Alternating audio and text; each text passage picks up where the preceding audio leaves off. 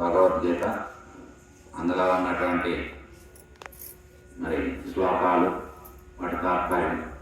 శ్లోకం అనేది మనకి భారతీయ మాతృభాషగా సంస్కృతం అందులో ఉంటాయి కాబట్టి మన యొక్క దైవ సంపద అంతా కూడా సంస్కృతంలోనే లిఖించబడింది. అది మనకి ఏంటంటే అర్థం కావడం కొద్దిగా కష్టంగా ఉంటుంది, కానీ అందులో అర్థం చేసుకుంటే గొప్ప భావార్థాలు ఎన్నో ఉన్నాయి. మన మంత్ర ఉచ్చారణ అంతా కూడా అందులోనే ఉంటాయి. మా వాస్తవాన్ని మనకు అర్థం కాకపోయినా కూడా ఆ యొక్క మంత్ర పఠనం అనేది ఎంతో హాయిగా శ్రవణానందంగా హృదయాన్ని తాకి మనకి దేవతార్చనలో కానీ వివాహ కార్యక్రమాల్లో కానీ ఇట్లా మనం చదివేవన్నీ కూడా సంస్కృత శ్లోకమే కాబట్టి ఆ శ్లోకాలన్నీ కూడా మనకు ఎంతో మరి హాయిగా ఉంటాయి. మరి భగవద్గీత అనేటువంటి ఈ యొక్క భగవద్గీత శ్రీకృష్ణ భగవానుడి యొక్క ముఖపద్మం నుంచి జాలువారినటువంటి భగవద్గీత మనకి ద్వాపరయుగం చివరిలో మరి శ్రీకృష్ణుని యొక్క ముఖపద్మం నుంచి జాలువారి అర్జునునికి రణక్షోణి మధ్యమన తెలిపినటువంటి ఆత్మ ప్రబోధయే యొక్క భగవద్గీత. మహాభారతం అనేటువంటి పెద్ద యుద్ధం జరిగినటువంటి సందర్భం ఉన్నది. మనకి మహాభారత గ్రంథం అనేది ఎంతో జరిగినటువంటి చరిత్రగా వ్యాసుని యొక్క మరి ఆయన యొక్క దివ్య దృష్టి ద్వారా దర్శించి దాన్ని చక్కగా మనకి గ్రంథస్థం చేసి 5200 సంవత్సరాల క్రితం జరిగినటువంటి మరి భారతం.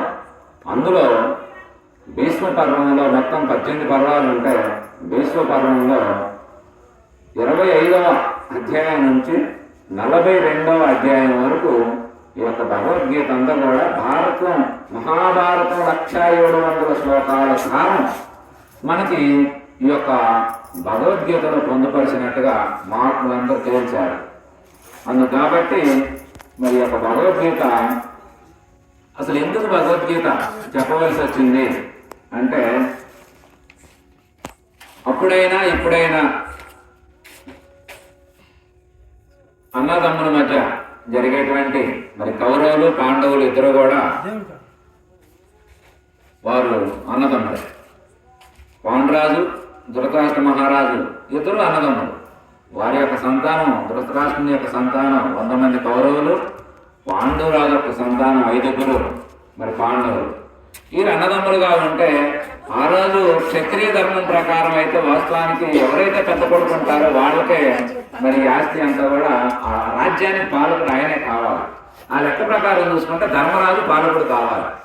కానీ ధర్మరాజుని యువరాజుగా ప్రకటించి చేశారు. అయినా దుర్యోధను యొక్క మరి ఆయన యొక్క మానసిక, ఎందుకంటే దుర్యోధనుకి స్వార్థపూరితమైనటువంటి మనస్తత్వం వల్ల వివాదాలు జరిగేటట్లుగా ఉన్నాయి అని చెప్పి మరి మహాత్ములైనటువంటి వేదవ్యాస మహర్షి, ఎందుకంటే వారికి పెద్దవాడు, మరి ఆ వంశానికి మూల పురుషుడు ఆయన కూడా కాబట్టి ఆయన ధృతరాష్ట్రుడు ఇట్లా మరి శ్రీకృష్ణ భగవానుడు ఈయనంతా ముఖ్యులంతా కూర్చొని ఆస్తి పంపకాలు చేసి చక్కగా ఎవరి ఆస్తిని వాళ్ళకి ఇచ్చి ఈ యొక్క కురువంశ పీఠం అంతా కూడా ఈ యొక్క దుర్యోధనుడికి వీడు ఇంద్రప్రస్థంలో ఉన్నటువంటి పక్కన ఉన్నటువంటి రాష్ట్రంలో దాన్ని ధర్మరాజు గారికి మీరు అక్కడ పరిపాలన చేసుకుంటే బాగుంటుందని చెప్పి ఆయనకి అదంతా కూడా మరి ఇవ్వటం జరిగింది.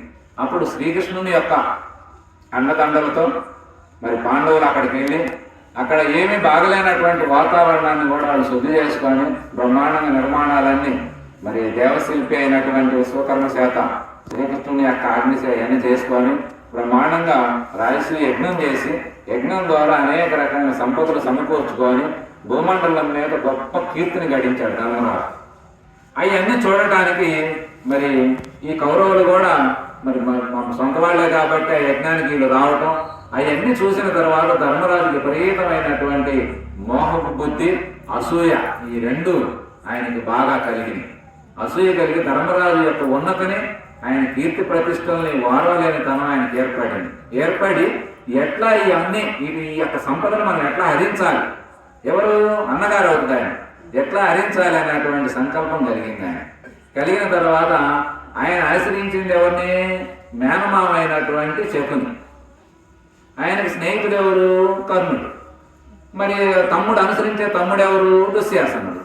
ఈ యొక్క నలుగురి యొక్క కూర్చొని వాడు ఒక సన్నివేశాన్ని చిత్రీకరించి ఏదైనా సరే మనం ఆ యొక్క సంపదను మనం అందించాలి అనేటువంటి సంకల్పం చేసి దాన్ని ఎట్లా చేయాలి అని చెప్పి వీళ్ళు కూడా మరి ఒక పెద్దది ఇంద్రభవనం లాంటి మేడ కట్టి దాంట్లో గృహప్రవేశాన్ని పిలిచినట్టుగా పిలిచి ధర్మరాజుని జోదం ఆడేటువంటి క్రీడ పెట్టి చక్కగా జోదంలో ధర్మరాజును మోసం చేయడం జరిగింది. అది ఒకసారి కాదు, 2 సార్లు జోదం ఆడించారు. 2 సార్లు ఒకసారి సంపదలన్నీ కోల్పోతే తర్వాత ద్రౌపది ఆమె యొక్క ప్రాతివచ్యం వల్ల భయపడి ఎక్కడ శపిస్తే వంశం నాశనం పోయిద్దు అని చెప్పి గాంధారి అందరూ కూడా భయపడి ఆమె సంపదలన్నీ తిరిగి ఇవ్వడం జరిగింది. ఆ తర్వాత రెండవసారి మళ్ళీ వాడు పందెం ఏమిటంటే ఈ 14 సంవత్సరాలు మనం ఎవరైతే ఈ జోదంలో ఓడిపోతామో 12 సంవత్సరాలు అరణ్యవాసం అంటే కనపడుతూ జనాలందరూ కనపడవచ్చు కానీ గ్రామాల్లోకి రాకుండా అడవుల్లోనే సంచారం చేస్తూ తిరగాలి అనేటువంటి కార్యక్రమం పెట్టి 13వ సంవత్సరం అజ్ఞాతవాసం అంటే ఎవరికి కానరాకుండా జనంలో ఉండాలి.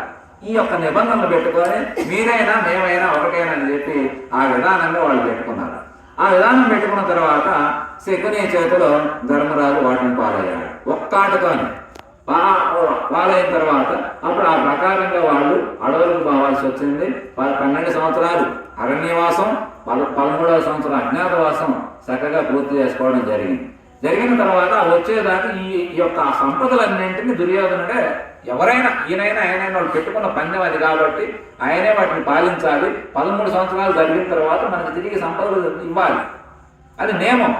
కానీ ఈ 13 సంవత్సరాలు జరిగిన తర్వాత దుర్యోధనుడు నేను సంపదలు ఇవ్వనన్నాడు. యుద్ధం రావడానికి కీలకమైన కారణం మనం చెప్పుకుంటే భగవద్గీత అసలు ఎక్కడ మొదలైంది, ఎందుకు మొదలైంది అనేది మనకు తెలియాలి. అసలు భగవద్గీత అంటే ఏమిటో కూడా మనకు తెలియాలి. ఈరోజు మనకి మన హైందవ సాంప్రదాయంలో మన కోకొల్లలుగా గ్రంథాలు ఉన్నాయి, లక్షల్లో శ్లోకాలు ఉన్నాయి, వేలల్లో గ్రంథాలు ఉన్నాయి. కానీ అన్నింటి యొక్క సారం మనకు భగవద్గీతగా మహాత్ములు ఇచ్చారు కాబట్టి ఇందులో ప్రతి శ్లోకం కూడా ఒక ప్రామాణికంగా ఉంటుంది. అసలు భగవద్గీత కారణం ఏమిటి, మన జీవితానికైనా భగవద్గీతకి ఏమిటి సంబంధం అనేదాన్ని మనం తీసుకున్నట్లయితే మనకి ఈ విధంగా ఆయన సంపదలు ఎప్పుడైతే ఇవ్వను అని చెప్పి వాదన జరిగిన తర్వాత ఆ తర్వాత 4 రాయబారాలను పంపించి ఇటు నుంచి ఇద్దరు అటు నుంచి ఇద్దరు రాయబారులు రావడం జరిగింది. మన శ్రీకృష్ణ భగవానుడు 3వ రాయబారిగా ఆయన మరి హస్తినాపురానికి రావటం, ఆయన యొక్క ప్రభావం అంతా కూడా ఎంత గొప్పగుంటుందో. ఉద్యోగ పర్వంలో ఉద్యోగ పర్వం అంటే ఏమిటి? ప్రయత్నం.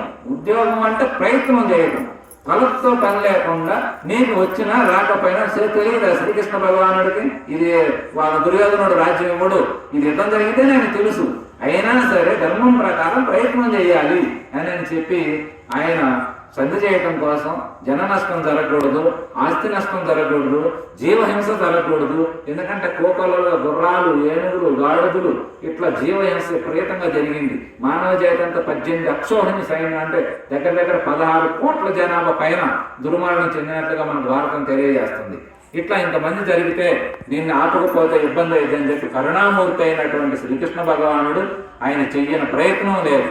సామ, దాన, భేద, దండనోపాయాలు సైతం అన్నీ కూడా ప్రయత్నం చేస్తే అది కూడా విఫలమైన తర్వాత దుర్యోధనుడు యుద్ధానికే ఎక్కువగా తారిసిలితే ఎందరో మహాత్ములు చెప్పారు తప్పని ఎందుకంటే చెడ్డోడికి మంచి రుచించకపోవటం వల్ల అప్పుడు యుద్ధం అనేది అనివార్యమైంది. అంటే ఒకటి మానుకొని సంపదలు వాళ్ళకు వదిలేసి వీళ్ళు అడవులు పట్టుకొని తింటూ తిరుగుతాను బ్రతకాలి, లేదా యుద్ధం చేశాన సంపదలు సాధించాలి. ఏం చేయాలి ఇప్పుడు అనే దాని మీద వచ్చినప్పుడు క్షత్రియ ధర్మం ప్రకారం యుద్ధం చేయటమే రైట్ అని చెప్పి అందరు తేల్చారు.